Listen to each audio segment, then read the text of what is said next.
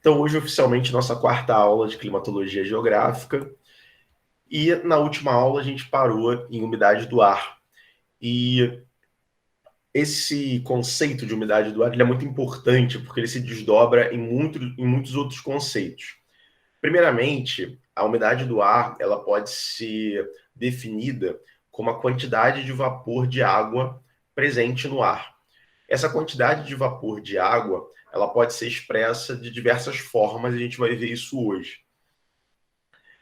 Um outro conceito importante é a saturação, que é a capacidade máxima do ar de conter esse vapor de água.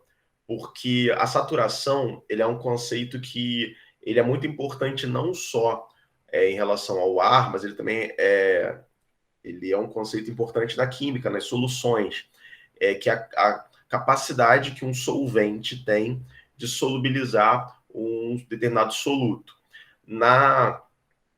Para a gente aqui na climatologia, a gente pode fazer uma analogia desse conceito lá da química, que é a quantidade que o ar tem, o ar seco, da sua composição de gases, né, que pode ser diversa, é a capacidade desse ar de conseguir manter uma determinada quantidade de água em estado gasoso nele, sem que essa água condense, sem que essa água se torne líquida novamente. Então, uma maneira de você pensar nisso é você tomar um banho bem quente.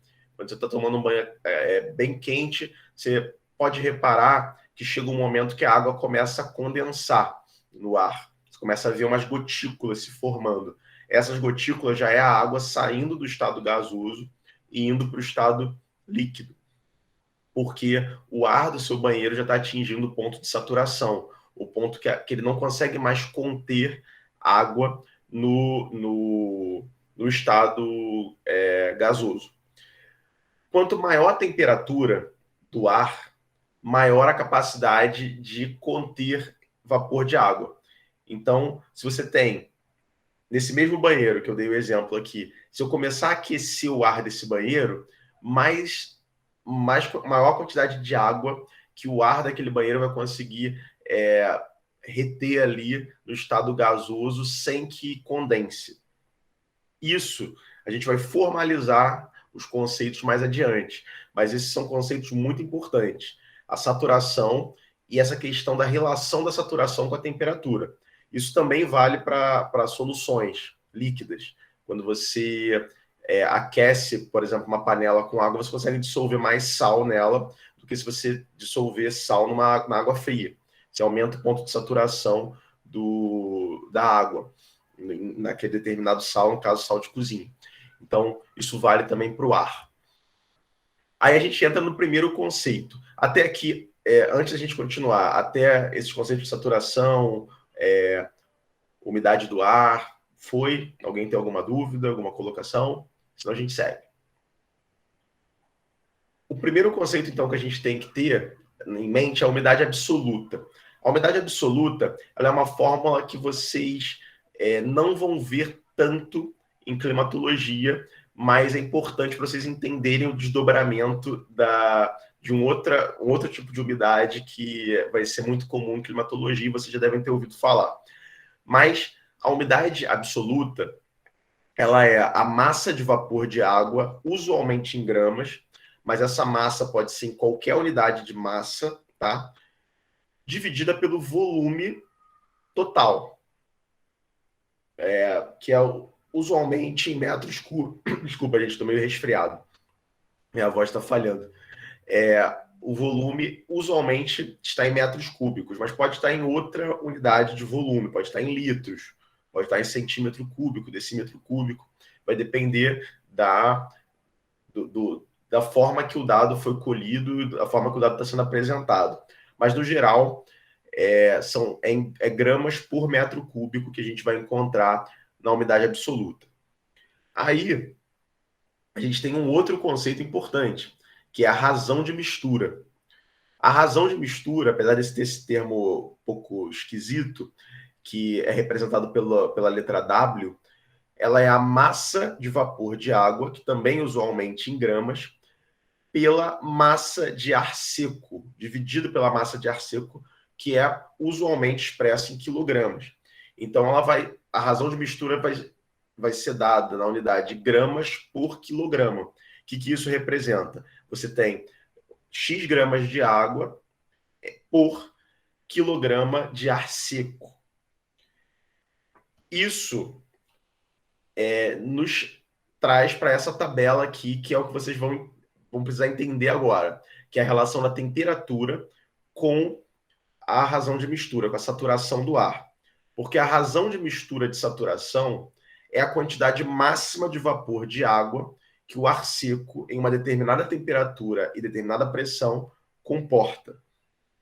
Então, a razão de mistura do ar, a razão de mistura de saturação do ar em nível do mar, ou seja, em 1 atm, mais ou menos, a pressão atmosférica de 1 atm, porque a pressão também vai alterar o ponto de saturação do ar, vai ser dado por essa tabela aqui, que a gente fixou a pressão a nível do mar e a gente só está mudando a temperatura. Reparem como que em menos 40 graus eu tenho 0,1 grama de vapor de água por quilograma de ar seco.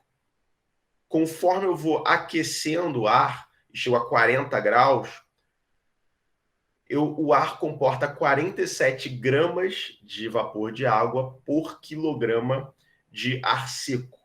Então, a quantidade de vapor de água que esse ar seco comporta está diretamente relacionado com a temperatura. Quanto maior a temperatura, maior a quantidade em massa de vapor de água que esse ar seco vai comportar, na razão de mistura. E aqui a gente tem a razão de mistura de saturação. O que isso quer dizer? Se eu pegar aqui 15 graus, 10 gramas por quilograma de vapor de água por ar seco que a gente tem a 15 graus aqui para saturar esse ar. Se eu continuar colocando vapor de água aqui nesse ar, mais do que 10 gramas por quilograma, esse ar na verdade, esse vapor de água vai começar a condensar, vai começar a formar gotículas de água. A água vai sair do estado gasoso e vai começar a condensar e passar para o estado líquido. E aí está um conceito importante para a gente conseguir entender como é que as chuvas se formam, como é que as nuvens também se formam, que é o finalzinho da aula de hoje. Até aqui todo mundo entendeu? Foi? Alguma colocação, alguma dúvida? Senão a gente segue. Aí a gente chega no conceito importante aqui para a gente em climatologia, que é o que vocês vão ver direto, e vocês ainda devem ver o tempo todo na previsão do tempo, no celular de vocês, que é a umidade relativa do ar. A umidade relativa do ar é a relação entre a quantidade de vapor no ar e o ponto de saturação do ar. E o que isso quer dizer? Que quanto mais perto de 100%, mais perto do ponto de saturação. Se a umidade relativa do ar, que é dada por uma divisão, essa divisão ela pode ser expressa em porcentagem. Então, se a quantidade de vapor no ar for igual à quantidade do ponto de saturação, se eu divido dois números iguais, se eu faço essa razão entre os dois, eu vou ter o resultado 1. Não vou ter um resultado igual a 1. Qualquer número igual dividido por outro número igual, o resultado é 1. Esse 1 eu posso transformar em porcentagem multiplicando por 100. Como qualquer resultado dessa... Vamos para o mundo real aqui com exemplos aleatórios. Eu tenho uma divisão aqui entre a quantidade de vapor de água, vamos botar aqui Q vapor de água sobre Q de saturação. A quantidade de vapor de água nunca vai poder passar o ponto de saturação, concorda comigo? Ou não? Todo mundo concorda comigo que esse valor aqui vai ter que ser igual ou menor do que o valor de baixo? Concorda comigo? Sim. Beleza. Então, o que acontece? O maior resultado dessa dessa razão vai ser 1. Porque o maior resultado que eu posso ter dessa divisão vai ser a quantidade de vapor de água ser igual à quantidade de saturação. Esse 1 aqui, para eu melhorar o resultado, eu posso multiplicar por 100 para eu ter a porcentagem. Aí eu vou ter 100% nesse caso aqui. Se a quantidade de vapor de água for igual ao ponto de saturação. Então, eu vou ter a umidade relativa do ar de 100%, que é a umidade relativa máxima. Não pode passar disso. Agora, se eu tiver qualquer valor menor do que a quantidade de saturação, eu vou ter sempre um número menor do que 1. Posso ter 0,5, 0,2, e qualquer desses valores multiplicados por 100 vai dar um valor menor do que 100%. Então, por exemplo, se eu falo que a umidade relativa do ar, igual nessa tabelinha aqui, está em 20%, significa que o resultado dessa divisão aqui deu 0,2. Aí eu multipliquei por 100, que o resultado vai dar 20. É assim por diante. Alguém levantou a mão, fica à vontade. Ô, Diego, eu fiquei um pouco confuso agora, porque, então, se for assim, não tem como comparar umidade relativa do ar de Brasília com o Rio de Janeiro. Pode ser a mesma, só que representar coisas diferentes, né? Porque Exatamente. se o ponto de saturação lá for diferente... Exatamente. Você pode ter a mesma quantidade de vapor de água com condições de temperatura e pressão. Isso seriam os próximos slides, mas muito obrigado por trazer isso. Você pode ter a mesma quantidade de vapor de água, só que em temperaturas diferentes, você vai ter pontos de saturação diferentes, umidades relativas diferentes, com a mesma quantidade de vapor de água, porque você vai mudar o ponto de saturação. Inclusive, foi questão da prova do semestre passado. Isso daí. Não vou repetir. Mas a quantidade de vapor, independente do ponto de saturação, a quantidade de vapor d'água máximo possível da atmosfera, ela não é sempre a mesma? Tipo, tem que ser, né? Não, ela varia de acordo com a temperatura, porque vai depender do ponto de saturação, né? Não, sim, mas eu digo, não tem uma outra medida que não, quer dizer, que seja mais comparável, assim? Então, a mais comparável é a umidade relativa do ar, porque ela sempre tem a baliza da saturação do ar. Então, você consegue chegar no ponto de saturação. Qual o problema dela? Ela pode mascarar quantidades baixas de vapor de água. Por exemplo, você pode ter uma umidade relativa alta em um ambiente com ponto de saturação muito baixo, por exemplo, um ambiente muito frio. A umidade relativa do ar para aquela condição ali vai dar alta, mas a quantidade de vapor de água no ar está baixa, comparada com um local mais aquecido. Mas, por exemplo, quando você compara um clima tropical úmido, por exemplo, aqui, o nosso, a gente vai ter mais ou menos as mesmas faixas de temperatura e de pressão aqui, a nível do mar. Então, quando você analisa geograficamente espaços que são relativamente homogêneos do ponto de vista de pressão e de temperatura, essa medida acaba fazendo mais sentido do que usar as outras medidas de umidade, porque você sempre está comparando com o ponto de saturação. E essa medida é importante para a climatologia, porque quanto mais perto de 100% a gente chega, mais provável que chova. Então, a gente consegue prever um possível evento de pluviosidade, de precipitação, pela umidade relativa do ar. Porque a gente já vai ver o pulo do gato que vai fazer isso daqui virar chuva. Porque isso daqui, como a atmosfera é dinâmica, isso daqui é um pulo para virar chuva. E a gente já vai ver nuvem, na verdade, primeiro e depois chuva. Mas não sei se ficou mais claro para você, mas fica à vontade. Não, sim. Então, aqueles dias super quentes de verão, né, com ponto de saturação muito alto, qualquer coisinha faz chover de tarde. Exatamente. Qualquer diminuiçãozinha de temperatura vai diminuir o ponto de saturação e fazer chover. E fazer chover, exatamente. Então, isso daqui para a gente é importante por causa disso. Mas você tem toda a razão de que isso daqui pode dar falsos positivos ou falsos negativos. Você pode achar que a umidade do ar tá alta, mas na verdade é só o ponto de saturação ali que está baixo. Mas porque acaba... Por isso que é o conceito de umidade relativa, porque está sempre relativo ao ponto de saturação. Mas pode haver um erro interpretativo. Então, muito bem colocado. Mas alguém levantou a mão ou botou no chat, não sei, fica à vontade. Fui eu que levantei a mão. Uhum. Assim, então, essa tabelinha que você colocou aí, de que é para a saúde, né? Isso que você está... Sim. Então, em dias mais quentes, eu não sei se eu vou conseguir formular o que eu estou pensando, mas assim, é como se a gente precisasse de mais umidade em dias quentes para ser saudável do que em lugares de temperatura fria? Mais ou menos, o raciocínio não está errado, mas é que quando...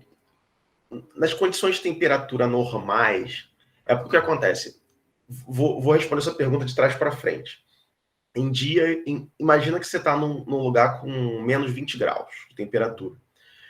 Quase toda a umidade que tem ali disponível no ar, ela vai congelar. Ela não vai estar disponível como água líquida para o ar ali para você respirar aquilo. Então, essa tabela aqui da OMS é uma tabela que ela é genérica para locais que não são extremamente frios. Ela vale para locais que têm temperaturas acima de um refrigerador, basicamente. Porque isso daqui, por exemplo, para a gente já vale. Aí vou responder a sua pergunta. Em dias quentes, não é que você precise ter mais umidade, porque a quantidade de vapor de água pode ser a mesma para você ficar saudável. Mas a umidade relativa vai estar acima de 40%. Porque repare que o limite aqui de observação é 40%. Então, de 40% até 100%, eu tenho todo um range de umidade relativa que é considerada saudável. Só que dentro desse range, a quantidade de vapor de água, ela pode variar e o ponto de saturação também pode estar variando. Porque o ponto de saturação variando, você muda também essa porcentagem. Por isso que de 31% a 40%, você tem uma área de observação e de 21% a 30% você tem uma área de atenção. Mas isso daqui tem que ser interpretado de acordo com a faixa climática que você está, com a altitude que você está, porque isso daqui pode enganar um pouquinho.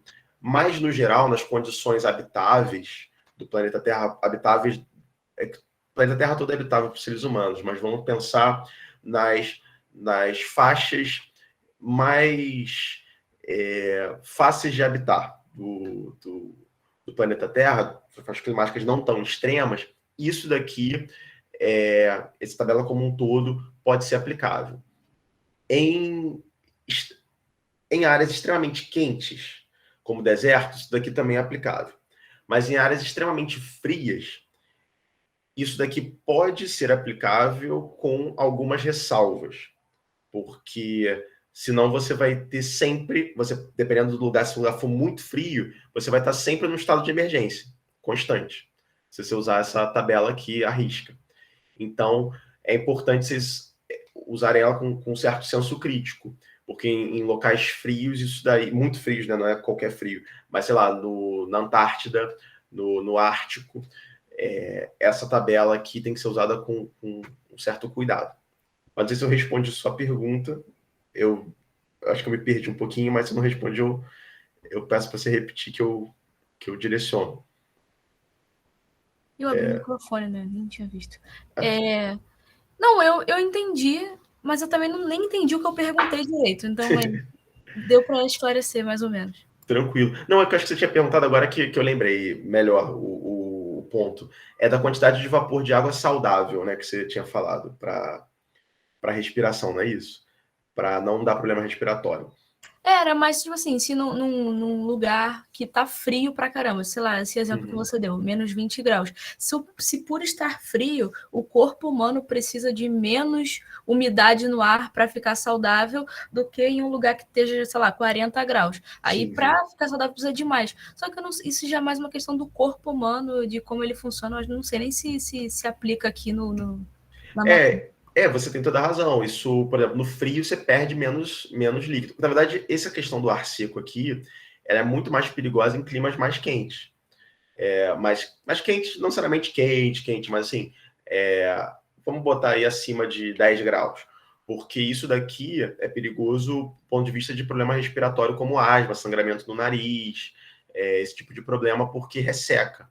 No caso quando você está num lugar muito frio, você tem outros problemas que não esse, assim, como não perder o nariz congelado. Assim. Então, tem outros problemas, mas tem muito a ver com o corpo também, de você não tá perdendo menos água e se você está num local externo a menos 20 graus, a menos 30 graus, você está protegendo seu rosto, né? Então a própria umidade da sua respiração ela vai estar presa ali, mas é até perigoso isso congelar também, né? Esses lugares muito frios congela até a pálpebra. A pessoa tem que ficar botando a mão aqui no olho para descongelar, porque qualquer descuido congela tudo. Então é a exceção dessa tabela. Esse clima frio, mas você tem toda a razão. A fisiologia humana em clima frio é completamente diferente, perde menos água e tal. Isso daqui de ar seco é mais para climas que não são extremamente frios, dessa tabelinha da OMS.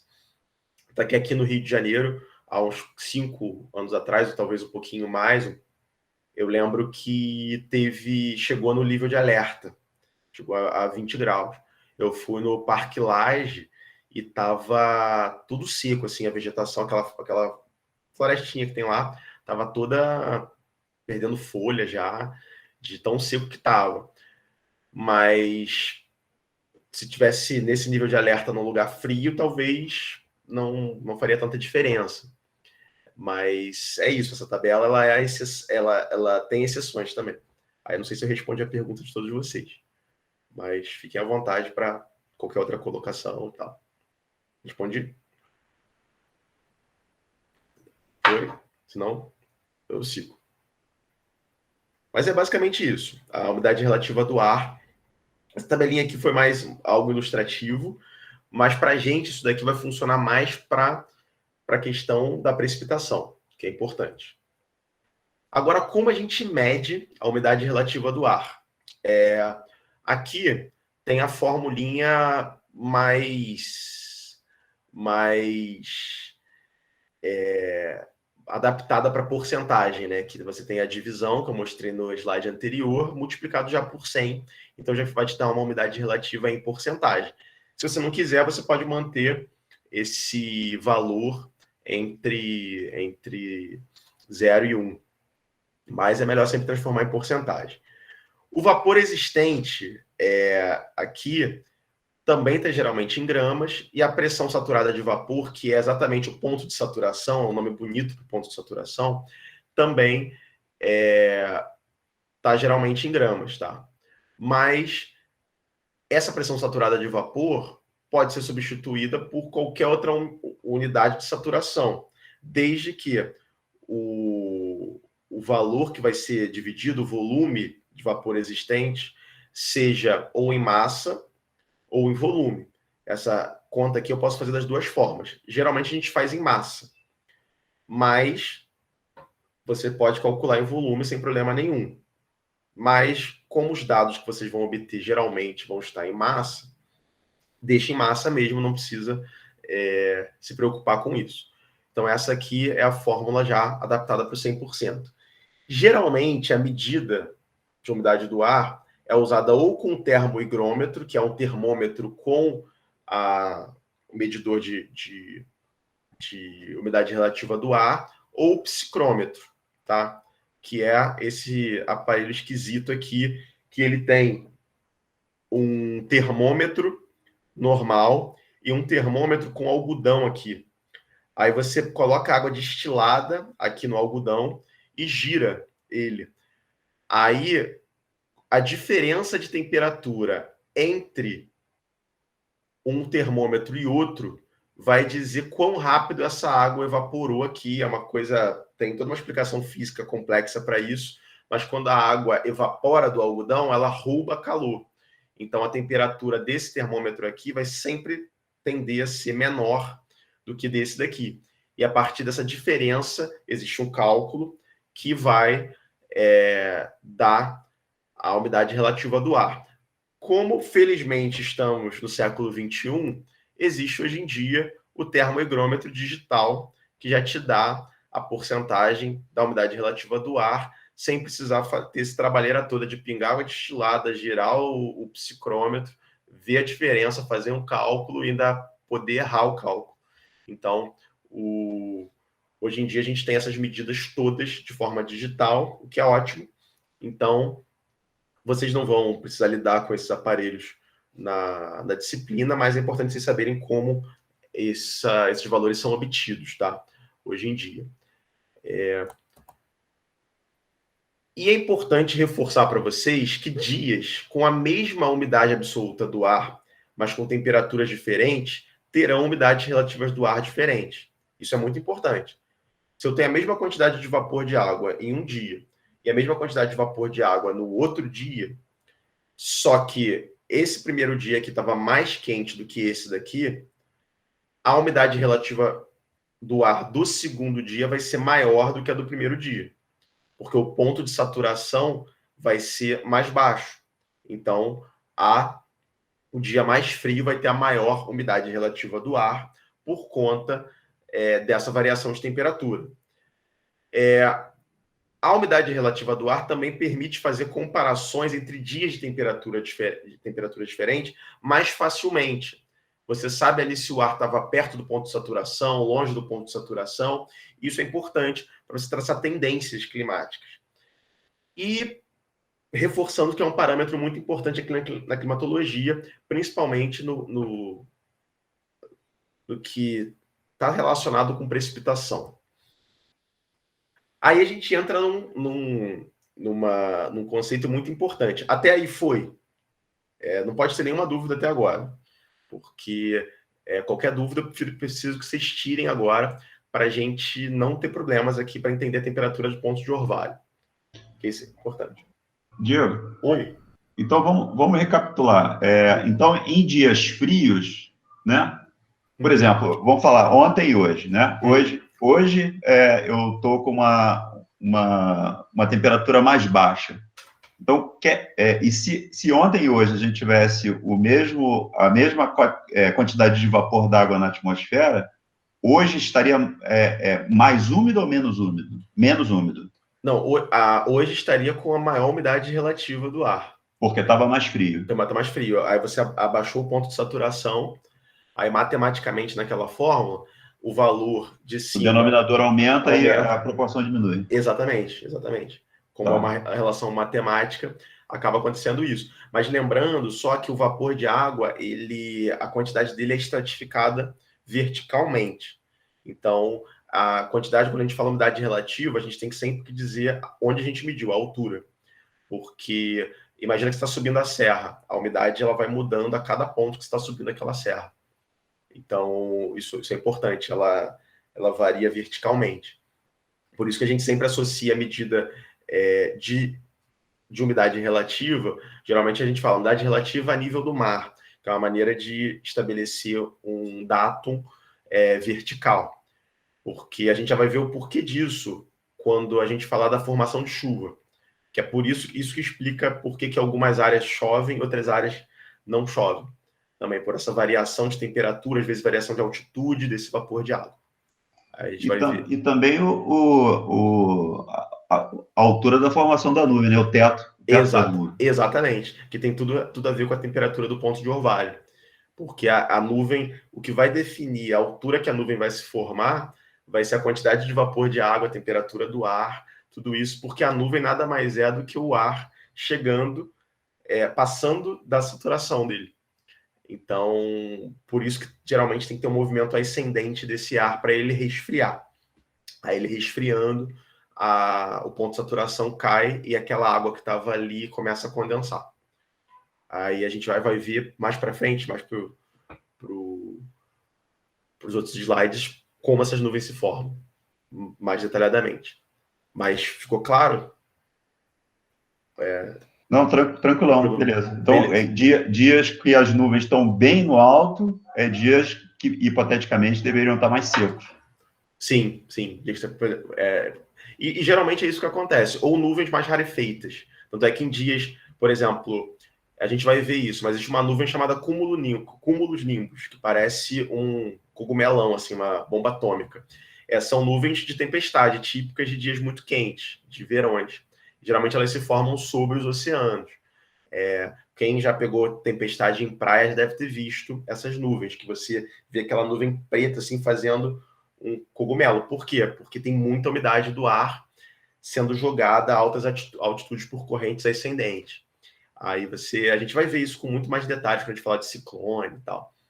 Mas isso é um exemplo de dias muito úmidos, dias mais frios, por exemplo, invernos mais secos e frios, você consegue ver que tem umas nuvens bem mais rarefeitas, o céu fica mais limpo por conta dessa menor umidade do ar. Isso, até lugares mais secos mesmo, por exemplo, quem já foi aqui para o centro-oeste do Brasil já deve ter reparado que o céu você consegue ver o pôr do sol lindamente lá, sem muito problema, porque tem a umidade do ar lá em períodos secos é muito baixa. Brasília e tal são áreas com umidade relativa bem baixa. Mas isso a gente vai linkar isso tudo ao longo do curso. Por enquanto a gente está fragmentando em caixinhas, mas isso tudo vai fazer sentido mais para frente. Mas aí falando da temperatura do ponto de orvalho. Essa temperatura é a temperatura na qual a saturação ocorre se o ar for resfriado a pressão constante, sem adição ou remoção de vapor de água.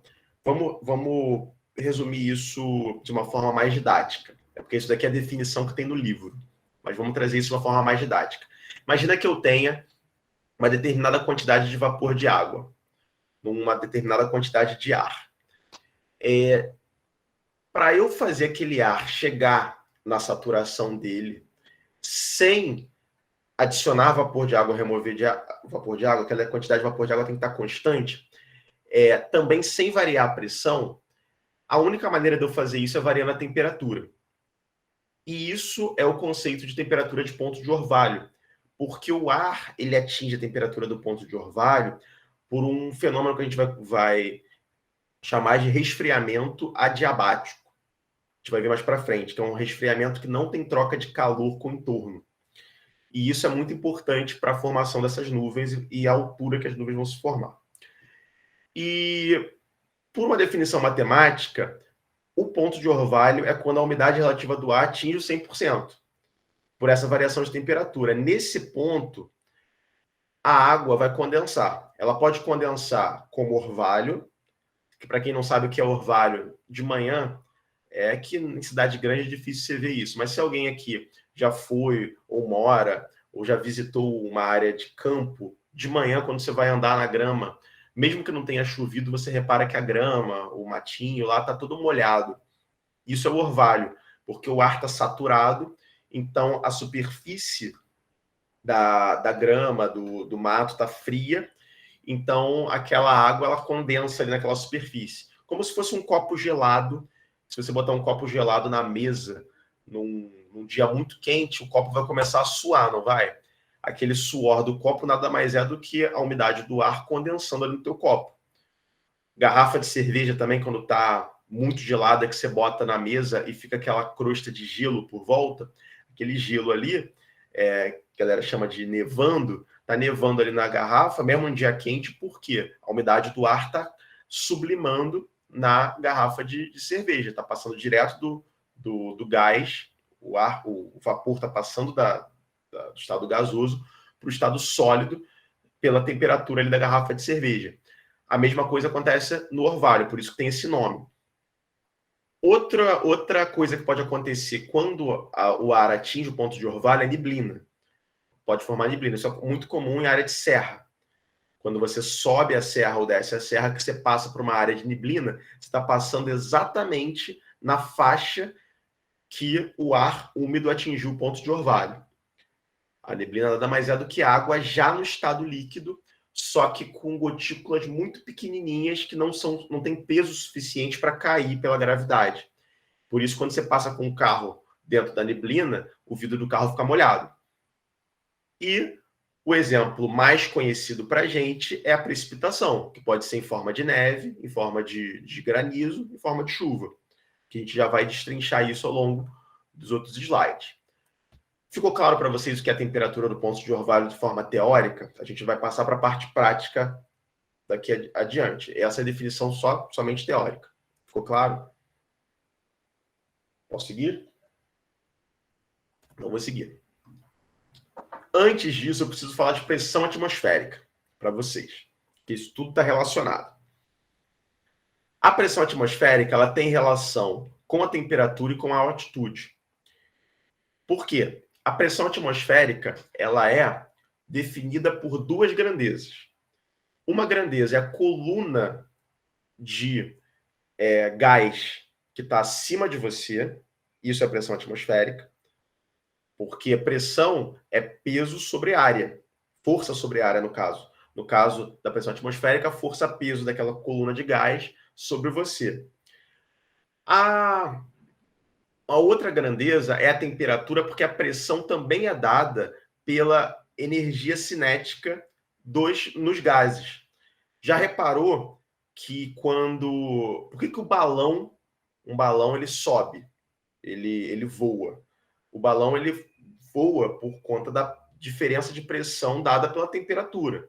Porque quando você bota lá uma bucha de balão ou um balão grande que tem aquele fogareiro embaixo, aquilo dali está mudando a pressão dentro do balão por conta de uma variação de temperatura. Porque lembra que a temperatura é a energia translacional das moléculas? No caso dos gases, as moléculas estão muito, muito soltas, né? Diferente do líquido e diferente do sólido, que elas estão mais juntinhas ainda. No caso dos gases, as moléculas estão soltas.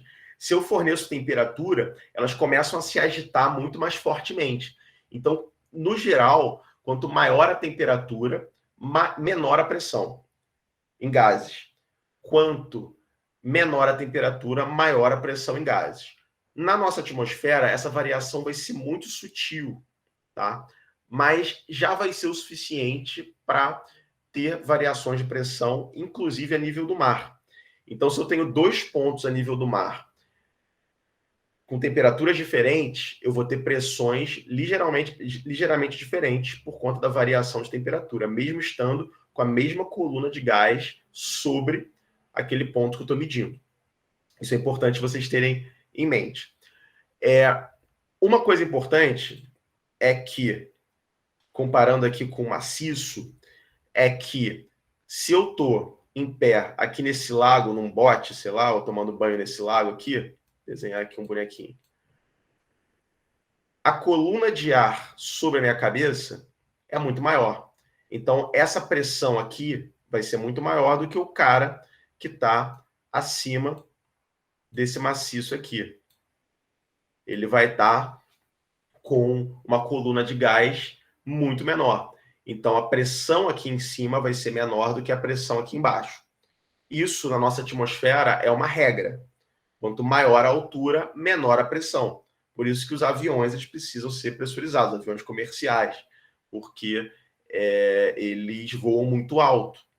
Então, o ar seria muito rarefeito, porque se você tem uma menor coluna de ar ali em cima, quanto mais alto você está na atmosfera, menor a quantidade de moléculas de gases que você tem ali. Por isso que subir o Everest é tão perigoso. Você precisa de oxigênio, porque conforme você vai subindo lá, você está a 5.000, 6.000 metros de altura. Você vai começar a ter dificuldade de obter oxigênio da atmosfera, que você vai ter muito pouco gás ali disponível, porque a coluna de gás está menor, então os gases estão menos compactados ali, estão menos próximos uns dos outros ali, as moléculas dele. Então você vai começar a sofrer com falta de oxigênio. Essa é a explicação da pressão atmosférica. E ela está intimamente relacionada com a umidade do ar e com a temperatura do ponto de orvalho. A gente já vai ver por quê. Ficou claro isso? Muita informação, mas espero que fique claro. Senão a gente segue. Vamos seguir. Aqui tem um exemplo. Olha só, é um exemplo cartunesco, vamos dizer assim, mas você tem, quanto maior a pressão, maior a quantidade de moléculas de gases próximas umas das outras. Conforme eu vou diminuindo a pressão, a quantidade de moléculas de gases elas vão ficando mais rarefeitas. Só que todas essas moléculas aqui contribuem com a pressão atmosférica. Aqui. Se eu estiver aqui nesse ponto, vai ter muito mais moléculas acima de mim do que se eu estiver nesse ponto aqui. Vai ter muito menos moléculas. Por isso que aqui em cima a pressão é menor do que aqui embaixo, tá? Então é muito importante vocês terem isso em mente, que pressão na atmosfera tem sempre a ver com essa coluna de gases. Lembrando que a pressão atmosférica ela atua em todos os sentidos. Ela é muito semelhante à pressão hidrostática, nesse sentido. Quando você mergulha e sente a pressão no teu ouvido, é o mesmo fenômeno que você sente quando você está subindo a serra ou descendo a serra e você sente a despressurização no teu ouvido. Porque a pressão, essa coluna de gases está fazendo força em você, não só de cima para baixo, mas em todos os sentidos. Porque o gás ele quer arrumar um lugar de menor pressão para ele se acomodar. Então ele vai fazendo força em todos os lados. Ela varia no mesmo ponto ao longo do tempo, a pressão está variando o tempo todo, varia por diversos fatores, e ela é medida com um barômetro. Geralmente, a gente mede os barômetros hoje em dia digitais, eles têm termômetro também, e também medem a temperatura, também tem higrômetro. Então, a gente consegue medir tudo com o mesmo aparelho. Isso daqui é um barômetro tradicional, que ninguém mais usa. E aqui nós temos um barômetro digital. Por conta da pressão variar com a temperatura e também com a elevação, você sempre tem que corrigir os valores. Aí vai depender do que você está medindo. Porque, por exemplo, se estou fazendo um mapa de pressão, um mapa barométrico, eu preciso nivelar no mapa a referência que eu estou medindo. Se vai ser no nível do mar, se vai ser a 10 metros do nível do mar, ou se vai ser abaixo do nível do mar. Então, só que o terreno ele é desregulado, ele é irregular. Então, vai ter hora que você vai fazer medida no nível do mar, tem hora que você vai fazer medida acima do nível do mar, ou abaixo do nível do mar, dependendo do lugar que você esteja no planeta Terra. Essa medida, para você plotar no mapa, você tem que corrigir para o seu referencial e para a temperatura que você está padronizando ali no teu mapa. Porque senão você vai ter um mapa que não vai dizer nada, vai ter dados de pressão, cada um de uma altura, cada um numa temperatura, e a gente sabe que temperatura e elevação influenciam na pressão. Então a gente precisa corrigir isso. É só uma dica para vocês. Aqui na disciplina ninguém vai precisar corrigir nada, mas é uma dica para quem for trabalhar com isso, não cometer esse erro, tá? Principalmente com dados de campo. E aí a gente chega nas cartas sinóticas e as isóbaras. Vocês já aprenderam em cartografia que existem as curvas de nível. A gente, em geociências, adora fazer curvas de nível com várias variáveis diferentes. Uma dessas variáveis é a pressão. E as curvas de nível para a pressão são chamadas de isóbaras, que são curvas com a mesma pressão. Então, aqui, quando eu tenho essa curva aqui, eu tenho que cada ponto nessa curva aqui tem exatamente a mesma pressão. Isso é uma maneira de eu fazer uma carta sinótica, que é uma carta de pressão sob uma determinada temperatura e um determinado referencial. Essas cartas são muito importantes para você fazer previsão do tempo. Por quê? Porque o ar sempre tende a sair de uma área de alta pressão e ir para uma área de baixa pressão. Isso daqui é o caminho natural do ar. Existem fatores complexos na atmosfera da Terra que vocês vão ver que vão alterar isso daqui tudo. Só que, naturalmente, se a Terra não tivesse rotação, as células de alta pressão a massa de ar que está aqui sempre se deslocaria para células de baixa pressão, tá? Pelo caminho de maior, que tem o gradiente maior. Importante vocês saberem que na carta sinótica, a letra B é a célula de baixa pressão, e a letra A de alta pressão. Isso vai ficar mais claro em outras aulas para vocês, o que são essas células. Por enquanto, vocês só têm que saber que alta pressão vai para baixa pressão. É como se você estivesse sugando lá um refrigerante no seu canudo biodegradável antes dele desmanchar na tua boca, você ficar com raiva. Quando você está puxando o canudo, lá você está diminuindo a pressão dentro do canudo, então o líquido está saindo da área de maior pressão e indo para a área de menor pressão, que é a sua boca. Por isso que o líquido ele chega na sua boca. Se você estivesse num ambiente só com gases, que é o caso da atmosfera, isso vai acontecer como se essa célula de baixa pressão aqui fosse a atmosfera lá sugando o canudinho na célula de alta pressão. Então, sempre tem esse deslocamento aqui e isso vai gerar ventos. Vai gerar massas de ar. Vai gerar deslocamentos atmosféricos de massas de ar, deslocamentos de ventos, e muitas vezes isso vai gerar até ciclones e tempestades, que a gente vai ver em outras áreas. Esse movimento das zonas de alta pressão para a zona de baixa pressão é chamado de advecção. A gente não vai usar muito esse termo, mas vocês talvez encontrem em livros. Talvez não, vocês vão encontrar em livros, isso é importante eu falar disso. E a velocidade de ventos e deslocamentos de massa de ar é controlada pelo gradiente de pressão, que é a variação de pressão entre essas duas áreas. Quanto maior for a variação de pressão, maior será a velocidade de deslocamento. Maior vai ser a velocidade de sucção dessa célula de baixa pressão em relação à célula de alta pressão.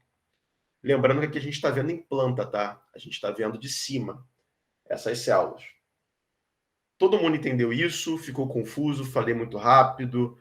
Se tiver alguma dúvida, por favor, se manifestem, que isso é muito importante. Posso seguir? Professor, você pode repetir o último tópico agora sobre velocidade? Beleza. Imagina que isso daqui, a melhor maneira de pensar nisso é como se isso aqui fosse uma curva de nível, tá? Imagina que isso daqui é o pico de uma montanha. A célula de alta pressão é o ponto mais alto de uma montanha. E esse ponto aqui de baixa pressão é o vale. Se eu soltar uma bolinha aqui do topo dessa montanha, para onde que ela vai correr? Para o fundo do vale. O que acontece? Quanto maior a inclinação, a declividade entre esse ponto A e esse ponto B aqui, de alta e baixa pressão, no caso de curva se fosse uma curva de nível, maior vai ser a velocidade dessa bolinha. Concorda comigo? Mais rápido ela vai... Claro que ela vai atingir um limite dependendo da massa dela, dependendo de uma série de fatores. Mas desprezando o atrito, a bolinha se deslocaria com maior energia, com maior aceleração também, quanto maior fosse essa inclinação aqui, quanto maior fosse essa diferença de altitude e quanto mais próximo tivesse essa diferença de altitude. Eu posso ter uma diferença grande de altitude com uma rampa muito grande, que a inclinação da rampa vai ser baixa, ou eu posso ter uma diferença de altitude quase vertical. A mesma lógica se aplica para isóbaras. A melhor maneira de você pensar nisso é como se isso daqui fosse uma curva de nível mesmo, e como se o vento fosse essa bolinha rolando a montanha. Quanto maior a diferença de altura, que no caso aqui, na carta sinótica não vai ser altura, vai ser pressão, do ponto B para o ponto A, e quanto mais próximo eles estiverem, quanto maior essa diferença, mais rápido o vento vai se deslocar. Então, maior vai ser esse gradiente de pressão. Então, o vento ele vai se formar com muito mais velocidade se tiver uma diferença muito grande de pressão aqui e se esses pontos estiverem mais próximos, porque significa que eu vou ter um gradiente muito maior. Não sei se ficou mais claro agora. Fica à vontade. Ficou bem claro agora. O exemplo da bolinha foi bem prático. Beleza. Isso, gente, isso vale também Quem sendo meu aluno de morfologia, não sei se a Ana vai falar isso na aula que vem, mas isso vale para esse raciocínio que eu falei da bolinha, ele vale para qualquer situação que usa curvas de nível. Curvas de nível é o nome matemático disso daqui, tá? A gente está chamando de isóbara. Matematicamente, quem cursou, quem quiser cursar cálculo 2, isso daqui se chama curva de nível. Você faz um contorno de uma superfície a partir dessas curvas. Isso daqui existe também para água subsuperficial. Por exemplo, existe medida de água subterrânea para poço artesiano, por exemplo, que se eu tenho aqui uma área de alta pressão, vamos dizer assim, e uma área de baixa pressão, significa que a água subterrânea, de forma subterrânea, está se deslocando dessa área daqui, que está mais alta, para a área que está mais baixa. Então, se eu tenho uma fábrica aqui, ficou péssima a fábrica, eu finge que é uma fábrica, tá uma fumacinha aqui.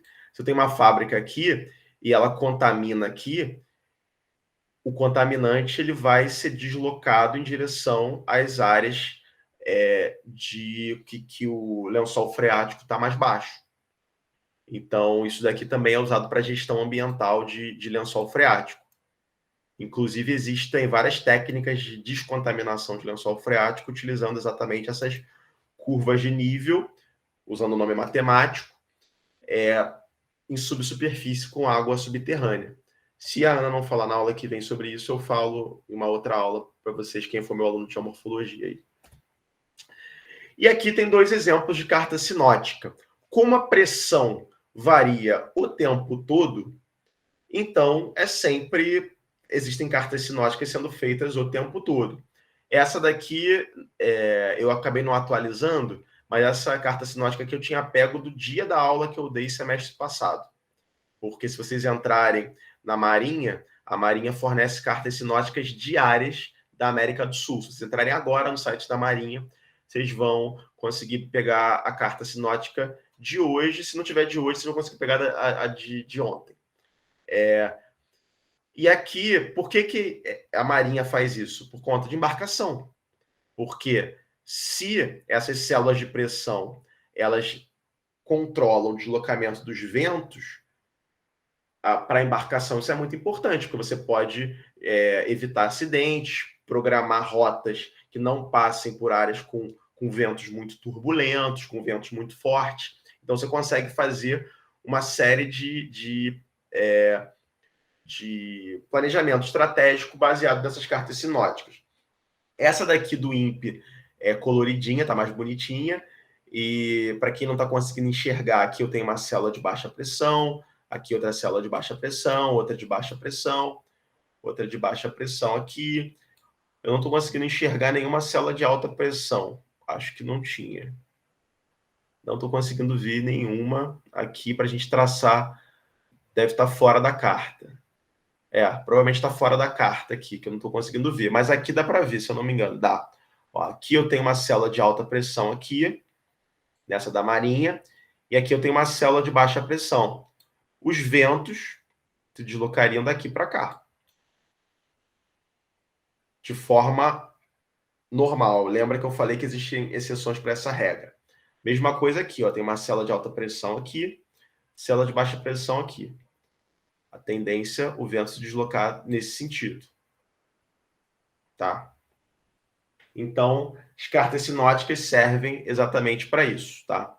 Para a gente conseguir prever mais ou menos as dinâmicas das massas de ar na nossa atmosfera. Ficou claro? Alguém tem alguma dúvida, alguma colocação? Fiquem à vontade. Senão a gente segue.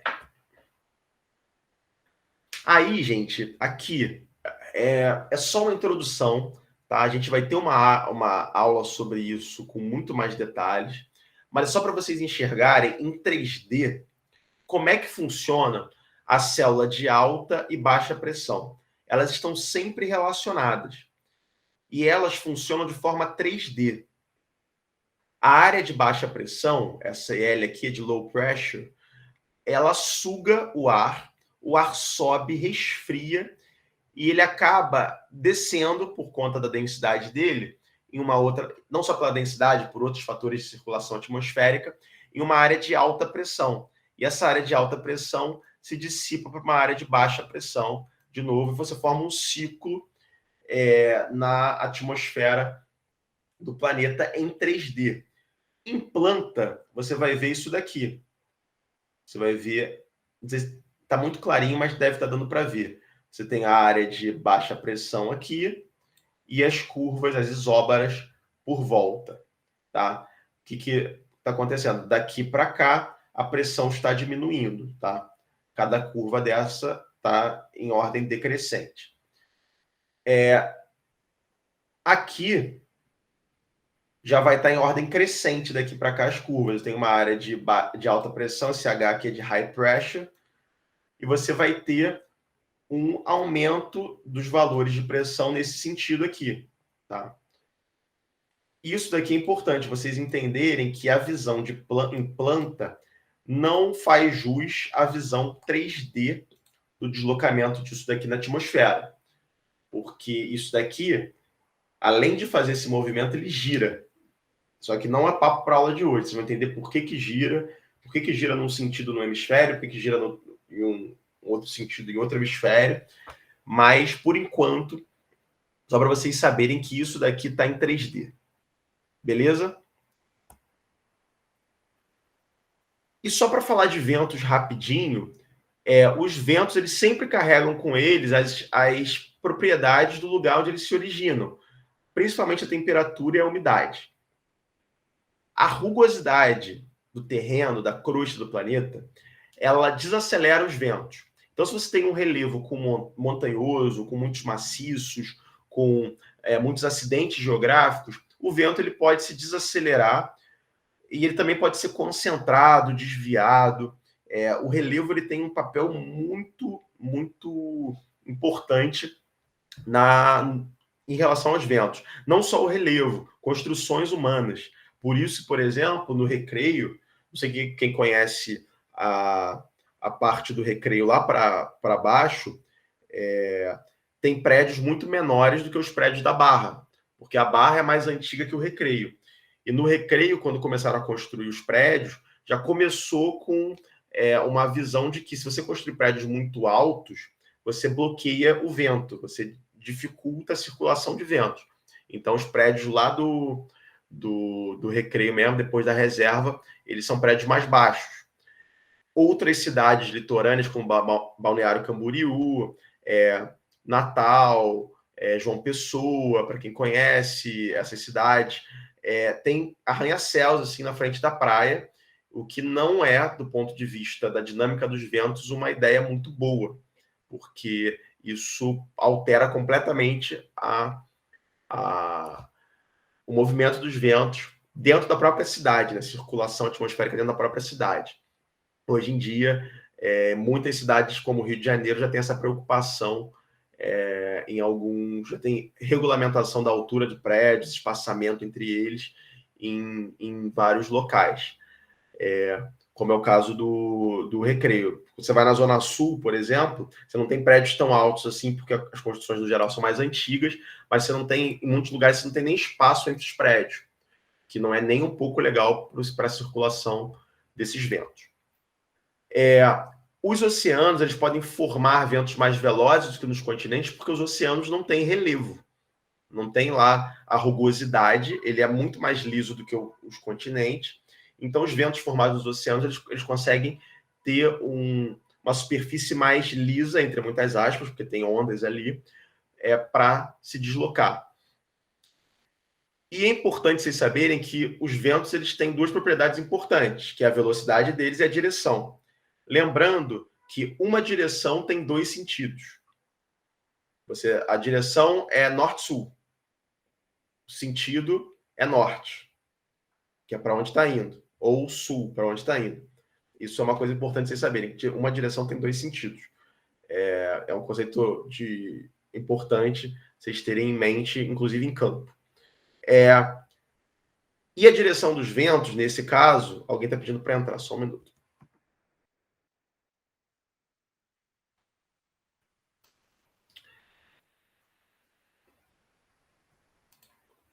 Voltando aqui.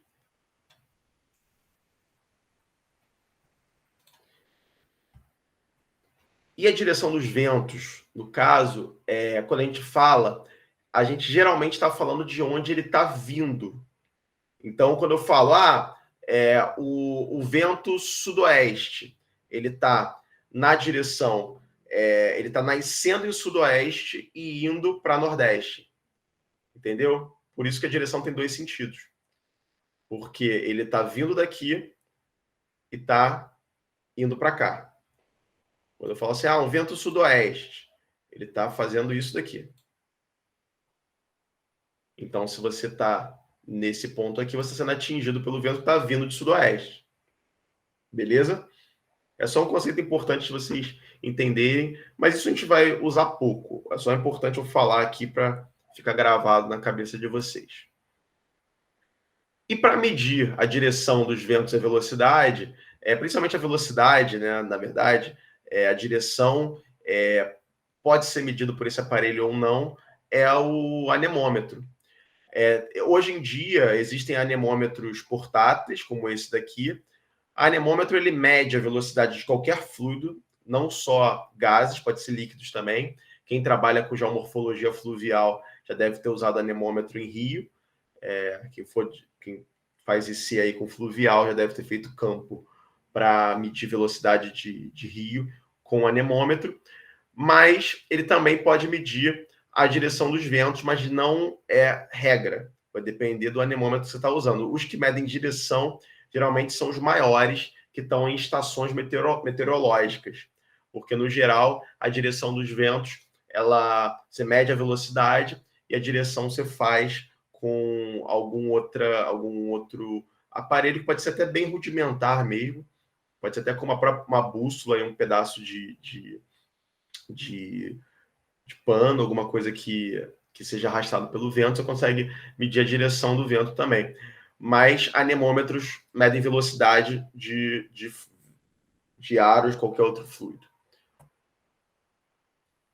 E aí, a gente chega no conceito de nebulosidade, que esse conceito aqui, a gente usa em climatologia ele muito mais de forma empírica do que de forma matemática, vamos dizer assim, de forma pragmática.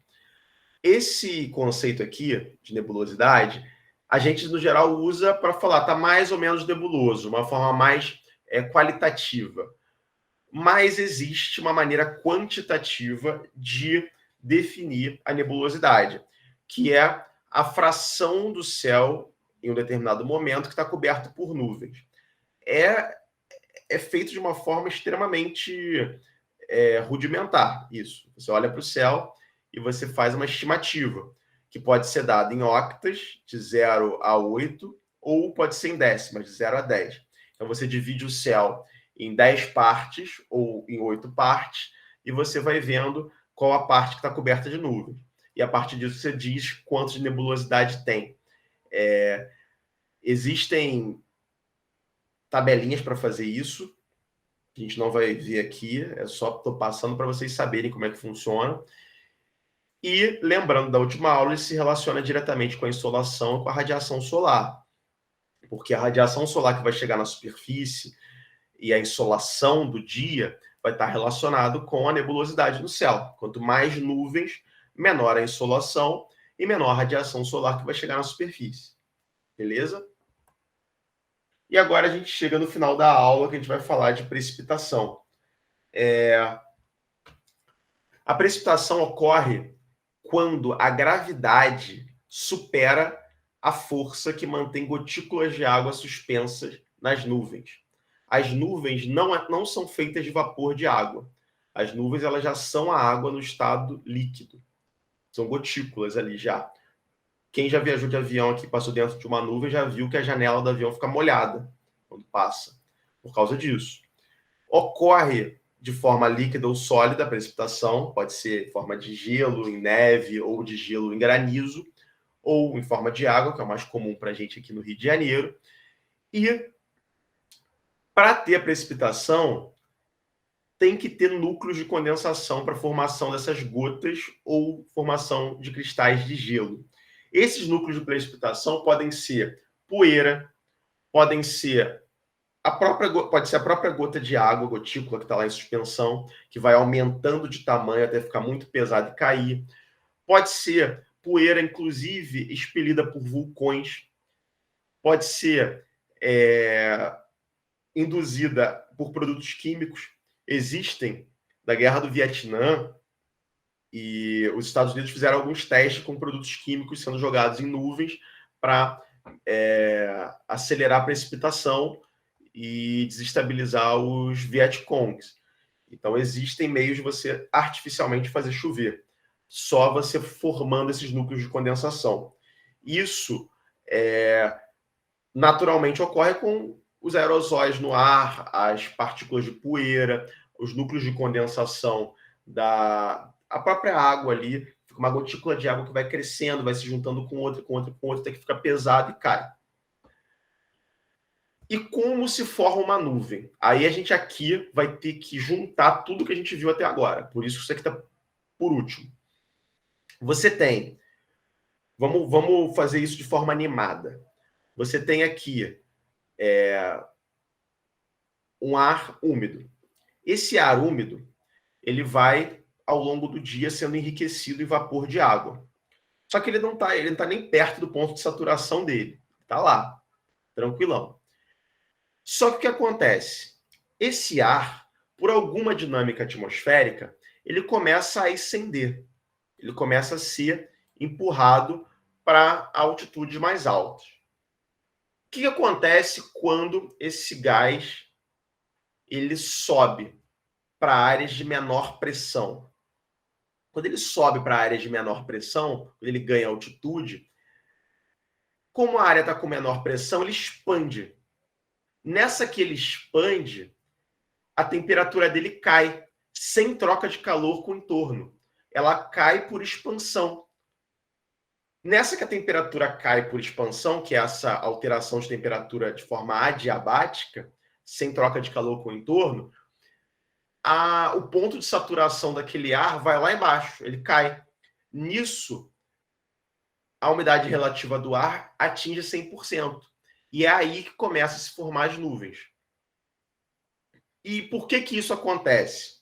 Por que esse ar úmido ele tende a subir? Porque o ar úmido ele é menos denso.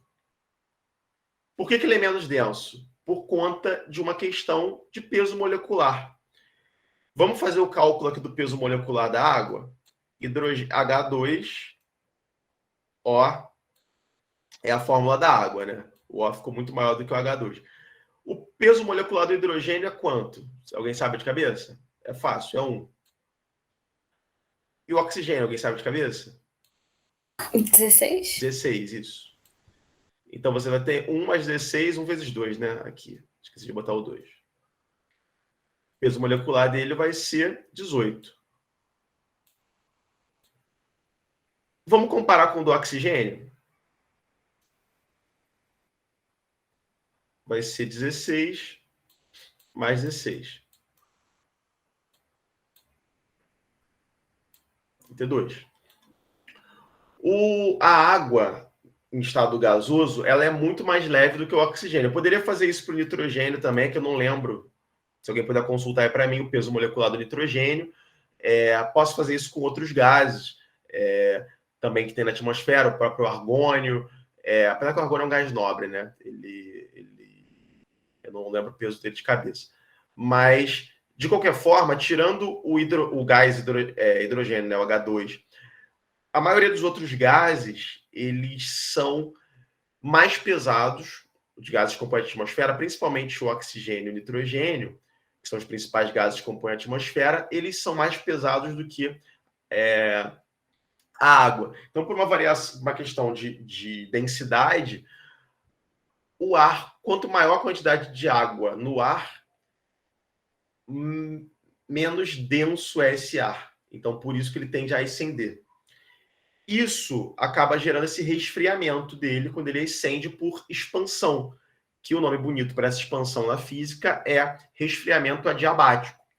Não é porque ele subindo, ele resfria, porque quanto mais alto, mais frio. Não, não é isso. Porque isso acontece muito rápido. Essa subida é tão rápida que o ar úmido se expande, satura rapidamente.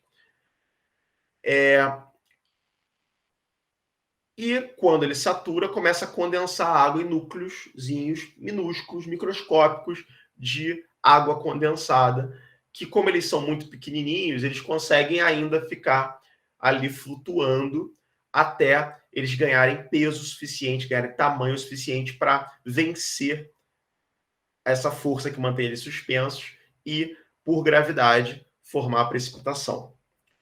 Todo mundo entendeu isso até aqui? Foi? Professor, a massa do nitrogênio é 14. 14? Então vai dar 28, né? Que é 10 a mais. Obrigado. Então, tanto o oxigênio quanto o nitrogênio são os gases mais abundantes da atmosfera, eles são bem mais densos do que a água, né? O vapor de água. Obrigado. Então, aqui, nesse gráfico, essa linha aqui, que é o nível de condensação, é quando o ar úmido atinge a temperatura do ponto de orvalho. Quando o ar passa daqui, ele já atingiu o ponto de orvalho. O que isso quer dizer? É a temperatura em que o ar está saturado. Então, essa temperatura aqui, se tiver vapor de água o suficiente, já vai ser onde vai formar as nuvens. Por isso que quando se vocês forem bons observadores, vocês podem reparar que as nuvens, geralmente, as nuvens parecidas, né, porque existem vários tipos de nuvens diferentes, elas geralmente estão na mesma altura, por conta exatamente disso, porque essa mesma altura é essa linha de temperatura de ponto de orvalho que foi atingida. Foi? Até aí? Todo mundo entendeu? Foi. Beleza. Então, tipos de chuva para fechar a aula de hoje. Isso daqui, para vocês que são a maioria da licenciatura, isso é muito importante, isso cai no Enem, isso tem em todos os livros didáticos de geografia. Com a reforma do ensino médio, eu peguei uma coleção aqui de ciências da natureza, que está em ciências da natureza. Eu não sei como é que vai ficar para a gente em geografia no ensino médio agora, porque está uma confusão com essa reforma, mas acredito que algumas coleções vão ficar em geografia, física, em outras coleções vão ficar em ciências da natureza. Vamos ver como é que vai ficar, porque ainda está tudo muito obscuro. Mas esses 3 tipos de chuva são figurinhas carimbadas nos vestibulares por aí e nos livros didáticos. Chuva frontal, orográfica e convectiva. E vamos ver cada uma delas. A chuva frontal, ela acontece quando o ar quente e úmido, ele sobe, ele é forçado a ascender, e quando ele ascende, ele vai entrar em resfriamento adiabático, e se ele vai entrar em resfriamento adiabático, ele vai atingir o ponto de saturação, pelo movimento de uma frente fria. O que é a frente fria? É uma massa de ar frio que ela é pesada pra caramba, porque quanto mais frio o ar, mais denso. Então, mais pesado ele é. Então, essa massa de ar frio vem ali rastejando próximo da superfície e, conforme ela vai rastejando, ela vai empurrando aqui. Esse símbolo aqui é o símbolo da frente fria, tá? Já devem ter visto isso em mapas e em previsão do tempo, que passa em jornal. Esses dentinhos aqui, a direção dos dentinhos é para onde a frente fria está andando. Só que essa frente fria, por ser pesada, ela vai se arrastando perto da superfície e todo o ar quente e úmido que está aqui, ele começa a ser forçado para cima. Isso gera uma quantidade de nuvens em cima dessa massa de ar frio. Essa é aquela famosa chuva chata de inverno, que fica aquela chuvinha bem chatinha de inverno, é típica de chuva frontal por conta dessa massa de ar frio. Quando tem uma frente fria e chove, está relacionada geralmente com chuvas frontais. Ela é bem tranquila de visualizar, mas todo mundo entendeu o que é chuva frontal? Está relacionada com ar frio. Agora vamos para a próxima, a orográfica, que para a gente aqui é extremamente importante. A chuva orográfica é quando você tem um vento numa direção de uma barreira topográfica. Essa barreira pode ser um relevo em tabuleiro, pode ser um maciço, pode ser uma montanha, pode ser qualquer acidente geográfico que tenha uma elevação, que faça uma barreira. Esse ar aqui, se ele tiver úmido, ele vai chegar nessa barreira e vai ser empurrado para cima, como se fosse uma rampa. Quando ele for empurrado para cima, vai formar nuvens aqui, que vai favorecer a formação de chuvas aqui nessa vertente da encosta, nessa vertente da barreira topográfica. Enquanto, quando essa nuvem, se ela conseguir passar para o lado de cá, ela já vai passar depois de ter chovido aqui. Então, você tem uma passagem de ar muito mais seco daqui para cá, porque choveu aqui. Isso pode gerar uma vertente úmida de um lado e do outro lado uma vertente seca. Você pode gerar desertos nessa vertente por conta disso. Muitos desertos no Chile, eles são desertos de altitude, mas eles são desertos que são retroalimentados por chuvas orográficas. Já tem pouca umidade. E a pouca umidade que tem não chega nesses desertos por conta das chuvas orográficas na vertente mais úmida da Cordilheira dos Andes. A gente vai ter uma aula disso mais detalhada. Mas a chuva orográfica é bem simples. Quer ver chuva orográfica de uma forma bem prática? Se vocês forem para a Costa Verde, deixa eu ver, pega Rio Santos, aí você vai seguindo, sentido Mangaratiba, vai passar ali Itaguaí, aí vai chegar em Itacuruçá, não sei se você já tem esse trajeto na cabeça, chegou em Itacuruçá, você vai seguir a Rio Santos, vai passar por um túnel, que vai atravessar um maciço, que é o túnel de Muriqui.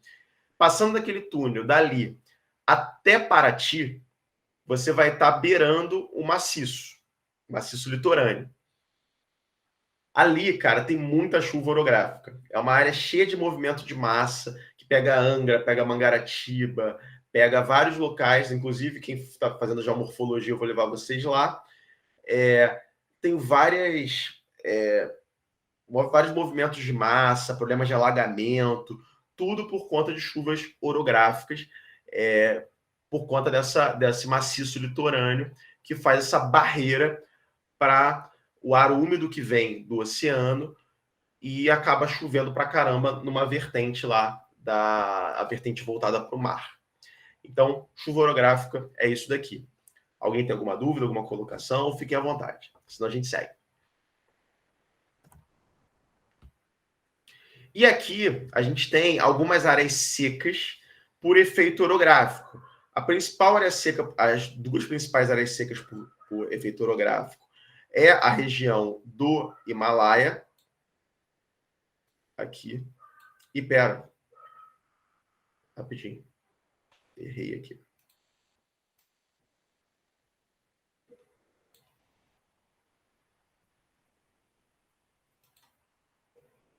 Caneta. Toda essa região de orogenias aqui, de áreas elevadas, você tem desertos ou áreas semiáridas que são geradas por questões climáticas, como monções, que a gente vai ver isso melhor, correntes oceânicas e também por efeito orográfico. Vocês vão ver isso muito melhor em outras aulas, quando a gente for partir do global para o local, vocês vão ver como que essas áreas elevadas aqui geram vertentes úmidas e vertentes secas. Claro que isso sozinho não vai formar um grande deserto, mas isso associado com outros fatores acabam gerando alguns desertos e algumas áreas secas, principalmente nessa parte aqui da Ásia, que tem bastante efeito orográfico em algumas regiões, mas isso é melhor ver em detalhe. Mas a área mais clássica para a gente aqui na América do Sul são os desertos aqui dos Andes, desertos de altitude. Esses desertos daqui, o principal fator que é responsável por eles são as correntes frias do Pacífico que a gente vai ver em outras aulas por que isso gera desertos. E, além das correntes frias, a própria altitude. Mas, além disso, para botar a cereja do bolo nos desertos, a gente ainda tem o efeito orográfico, porque a pouca chuva que se forma aqui sobre o Pacífico para chegar no continente não consegue atravessar os Andes para chegar nesses desertos. Ela acaba precipitando, as nuvens acabam precipitando antes de chegar nesses desertos. Então, isso acaba gerando um problema, tá? Ficou claro até aqui? Então, a gente segue. Aqui tem um outro exemplo de uma montanha, no caso, o ar úmido aqui, ascendendo, chovendo aqui. Quando o ar chega aqui, ele já está seco. Então, essa parte da encosta fica mais seca e essa parte da encosta fica mais úmida. Para ser um U, ficou torto. Fica mais úmida aqui. E é basicamente isso. E, por fim, a chuva convectiva, que é a famosa chuva de verão. Essa chuva convectiva, o que ela acontece? Lembra das células de convecção? Se a superfície está muito quente, aqui, o dia é muito quente de verão, a superfície está tão quente, tão quente, tão quente, que o ar ele vai ascender. Porque ele vai aquecer com a troca de calor com a superfície, ele vai ficar menos denso, ele vai subir. Só que ele vai subir também porque ele vai estar ficando mais úmido.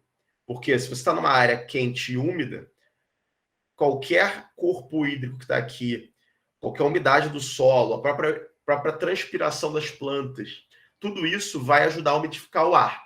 Esse ar ele vai ascender por corrente de convecção e ele vai ser empurrado a altas altitudes. Nisso, ele vai resfriar de forma diabática e vai formar nuvens de tempestade que vão gerar chuvas convectivas. Essas chuvas são muito comuns em dias de verão, tá? Aqui está a linha de temperatura do ponto de orvalho e aqui você tem células de convecção, tá? Empurrando esse ar úmido para cima. Então você tem uma corrente de ar ascendente. É por isso que em dias muito quentes de verão pode chover granizo, porque essa nuvem aqui pode ser empurrada a altitudes tão extremas, tão extremas, tão extremas, que o ar resfria tanto que acaba diminuindo o ponto de... passando de menos 0 grau, né? Menos 0 grau. Abaixo de 0 grau. E acaba congelando os núcleos de condensação, formando granizo, tá? Então, é um dos motivos de por que no verão pode chover granizo. E, por fim, acabamos a aula de hoje. Vou fechar aqui para ver vocês. Podem tirar dúvida, fiquem à vontade. Se ninguém tiver dúvida, a gente encerra por hoje. Alguém botou no chat. Gabriel, fica à vontade. Oi, professor, boa noite, tudo bom? Boa noite, tudo bom? Por isso que em dia de verão geralmente chove sem nuvem? Mais ou menos. Dia de verão, não é que chova, é que não tem como chover sem nuvens, é que as nuvens podem estar tão altas que a gente não está conseguindo enxergar elas. Isso pode acontecer. Mas elas estão mas tão altas que para a gente é como se não tivesse nuvens. Mas nesse caso aqui da chuva convectiva, no geral, a gente consegue enxergar a nuvem, porque são nuvens muito densas. Vou interromper o compartilhamento aqui. São nuvens muito densas. São nuvens massivas que tem até um nome para elas, que é o cumulonimbus. As nuvens têm nome. Se vocês abrirem o livro de climatologia, tem vários nomezinhos para as nuvens. É que eu não trago aqui para vocês porque acho que é uma informação meio enciclopédica que não tem muita aplicação. Mas essas nuvens de tempestade, elas parecem um cogumelão, assim. Fica parecendo uma bomba atômica. Mas muito bem colocado isso que você falou, porque dias de verão pode ter chuva que a gente não consegue enxergar as nuvens porque elas estão muito lá no alto. E o próprio vento desvia a chuva, então ela pode estar sendo formada ela pode não estar formada acima de você, ela pode ser transportada até você pelo vento. Então a nuvem está a alguns metros de distância e por isso você não está vendo ela. Mas não sei se ficou claro, se eu consegui te responder. Senão a gente... Ficou assim. Beleza. Foi uma coisa bem estranha. Na verdade, eu falei geralmente, mas foi uma vez só que eu vi isso acontecer. Não, eu já vi algumas vezes isso acontecer, principalmente em áreas altas, mas é esquisito. Tem muita coisa esquisita que acontece no clima, por exemplo. No outro dia eu filmei aqui perto de casa a chuva chegando, então chegou um momento que dava para ver nitidamente um dia ensolarado e do lado aqui a chuva formando assim uma chuva brabona com tudo escuro. Parecia uma montagem. Mas uma coisa que durou 2 minutos, assim. Muito rápido. Tem muita coisa legal. É isso. Se ninguém tiver mais nenhuma dúvida, a gente encerra por hoje. Vou parar aqui a gravação.